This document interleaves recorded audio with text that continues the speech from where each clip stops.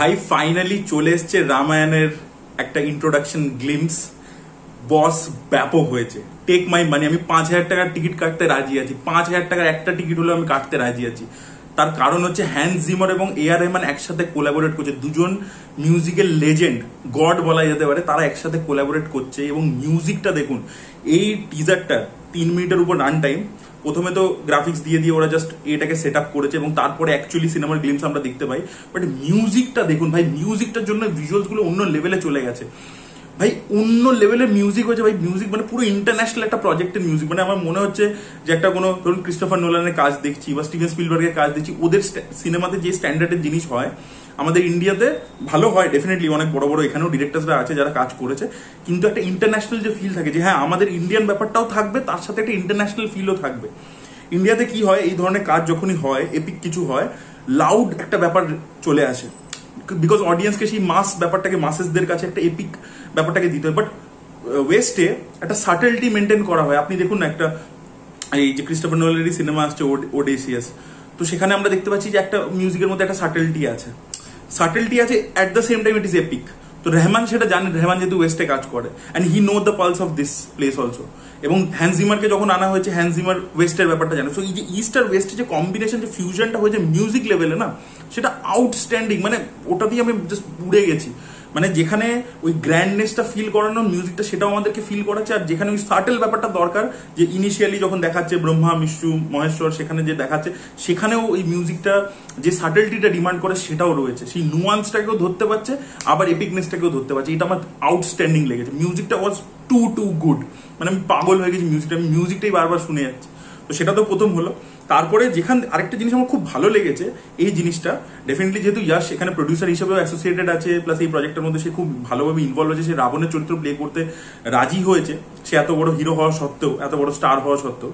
আপনি দেখবেন যখন আসে যে তাদের মানে এই যে ব্রহ্মা বিষ্ণু মহেশ্বরের ক্রিয়েশনরা যখন নিজেদের মধ্যে লড়ে, তখন রাম আর রাবণকে যখন দেখাচ্ছে, এদেরকে দুজনকে একসাথে দেখাচ্ছে।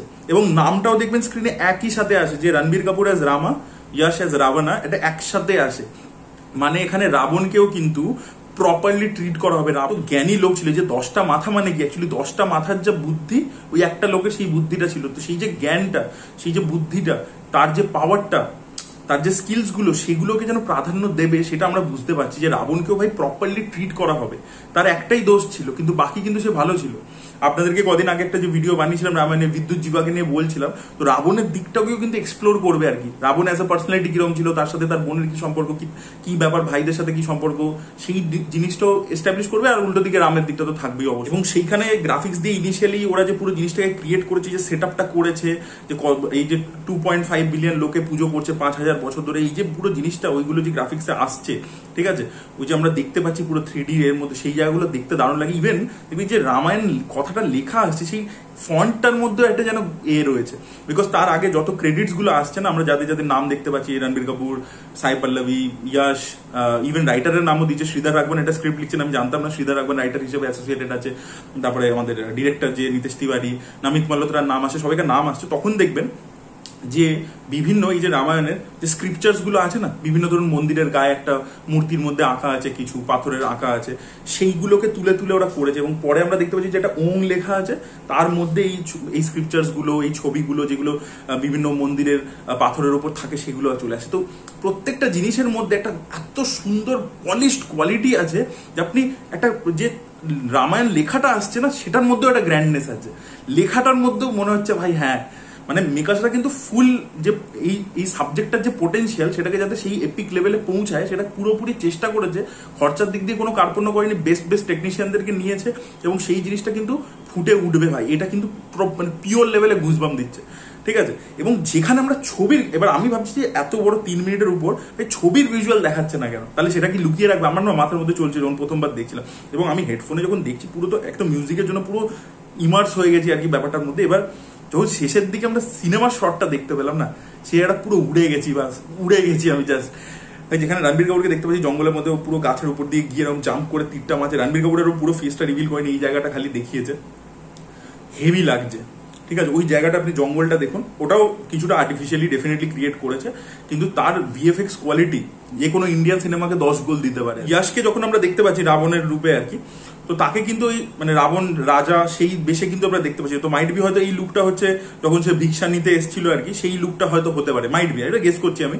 তো তাকেও কিন্তু পুরোপুরি দেখায়নি, আমরা পিছন থেকে প্রথমে ব্যাকশটটা দেখতে পাচ্ছি, এরকম ঝড় জল বৃষ্টি হচ্ছে, তারপরে তার মুখটা দেখতে পাচ্ছি, একবার এক ঝলকে দেখতে পেয়ে যাচ্ছে মুখটা, ঠিক আছে, তাকাচ্ছে, তো ওকেও হেভি লাগছে। তো দুজনের এই দুটো ঝলক, এই দুটো আমার ব্যাপক লেগেছে। তবে যেটা এক্সপেক্ট করছিলাম যে মা সীতাকেও একবার যেন দেখতে পাই সাই পল্লবীকে, বিকজ দেখুন এটা তো কিছু কিছু গ্লিমসেস তো লিক হয়েছিল, যে শুটিং বিটিএস মোমেন্টস কিছু লিক হয়ে গেছিল, তো সেখানে সাই পল্লবীকে যতটা ভালো লেগেছিল, আমার মনে হয় রাম রাবণের যুদ্ধ ডেফিনেটলি, কিন্তু একটা মহিলা তাকেও কিন্তু প্রাধান্যটা দেওয়া উচিত ছিল টিজারের মধ্যে। এইটাই আমার খালি একটা মানে একটা কমপ্লেন আর কি, মানে আমি দেখতে চাইছিলাম যে পিওরিটিটা, ওই ডিভাইনিটা, যেটা সাই পল্লবী শ্যাম সিংয়ের হয়তো একটা গানে নাচে মা দুর্গার মতো, আপনি দেখবেন মানে ওই মুখটা দেখবেন একবার খালি, তো ওই ফিলটা সীতার মধ্যে সাই পল্লবী একমাত্র ইনফিউজ করতে পারে, ওই যে ডিভাইন ফিলটা, যেটা আর কোনো হিরোইন এই মুহূর্তে ইন্ডিয়াতে হাজার সুন্দরী দেখতে হলেও পারবে না, ওই পিওরিটিটা আনতে পারবে না, ওই ওই সুইটনেসটা স্মাইলের মধ্যে আনতে পারবে, সেটা কিন্তু সাই পল্লবী পারবে। তো তাই জন্য সাই পল্লবীর একটা যদি ঝলক দেখতে পেতাম, ঠিক আছে, যে রাম রাবণ তো ইম্পর্টেন্ট ডেফিনেটলি, কিন্তু এটা একটা মহিলারও গল্প, তার অপেক্ষার গল্প, সে নিজের হাজবেন্ডকে বিশ্বাস করে এত বছর ধরে অপেক্ষা করেছিল, তো সেই জিনিসটারও একটা গল্প না, তো তাকেও যদি এক ঝলক দেখতে পেতাম আমার মনে হয় আরো ভালো হতো। অ্যান্ড ডেফিনেটলি এখনো তো আমার মনে হয় সানি দেওলের পোর্শনস গুলো এখনো শুট ইত্যাদি করা হয়নি, সেগুলো বাকি রয়েছে, এবং সানি দেওলেরও নাম আমরা দেখতে পেয়ে যাই আর কি, সেগুলো রয়েছে। তো ওভারঅল মিলিয়ে ব্যাপক হয়েছে, আমার মনে হয় প্রত্যেকের এটা খুব ভালো লাগবে, ইন্ডিয়াতে তো সবাইকার ভালো লাগবেই, আবার অ্যাট দ্য সেম টাইম ওয়েস্টেও যারা দেখবে এই কাজটা তাদেরও কিন্তু ভালো লাগবে। এবং রামায়ণ কিন্তু খালি ইন্ডিয়ার মধ্যে সীমিত না, আপনি বালিতে যান সেখানেও রামকে ওয়ার্শিপ করা হয়, তার মন্দির রয়েছে, আরো বিভিন্ন জায়গায় যান রামের কথা চারিদিকে ছড়িয়ে আছে। তো কোথাও না দরকার ছিল এরকম একটা প্রজেক্টের, যেটা ইন্ডিয়াতে এই ছবিটা, সাউথে ইয়াসের যা পোটেনশিয়াল 4টে স্টেট মিলিয়ে, এবং রণবীর কাপুরের এই মুহূর্তে আফটার অ্যানিমাল যা পোটেনশিয়াল নর্থের বক্স অফিসে, দুটো মিলিয়ে প্রায় ইন্ডিয়া থেকেই প্রায় 2000 কোটি টাকা এটা তুলতে পারে প্রজেক্টটা, ঠিক আছে। তারপরে তো ওয়েস্টে ওরা যে প্রপারলি রিলিজ করবে, যা করবে, চায়না রয়েছে, তো সেই সব জায়গাতে যদি প্রপারলি গিয়ে প্রমোশন করে প্রপার রিলিজ করতে পারে, আর ছবিটা যদি ঠিকঠাক বানাতে পারে, ঠিক আছে, যদি ওই ডিভাইনিটি ব্যাপারটাকে ধরতে পারে, যেটা রামানন্দ সাগর ক্যাপচার করতে পেরেছিল, তার কাছে তো ভিএফএক্স টিএফএক্স তখনকার অনুযায়ী ঠিক ছিল, বাট এরকম তো কিছু ছিল না, এত গ্র্যান্ড ব্যাপার তো ছিল না, বাট স্টিল ওটা দেখুন আজকেও আমাদের মনে, বিকজ ওই ডিভাইন ব্যাপারটাকে ক্যাপচার করতে পেরেছে, ওই এসেন্সটা, যেটা আদি পুরুষ পারেনি ওই ডিভাইন এসেন্সটাকে ক্যাপচার করতে, ওই এসেন্সটা 50% যদি আপনি ক্যাপচার করতে পারেন, যে যেটা টেক্সটের 50%, সেটা আপনাকে মানে উড়িয়ে দেবে, যে কি লেভেলে বক্স অফিস নিয়ে আসবে খুব কল্পনা করতে পারে না। তো আমার দারুণ লেগেছে পুরো জিনিসটা, মিউজিক থেকে ভিজুয়ালস থেকে প্রত্যেকটা জিনিস, কাস্টিং সবকিছু খুব ভালো লেগেছে। সো আপনাদের মতামত অবশ্যই কমেন্টে জানাবেন। Thank you so much, bye by.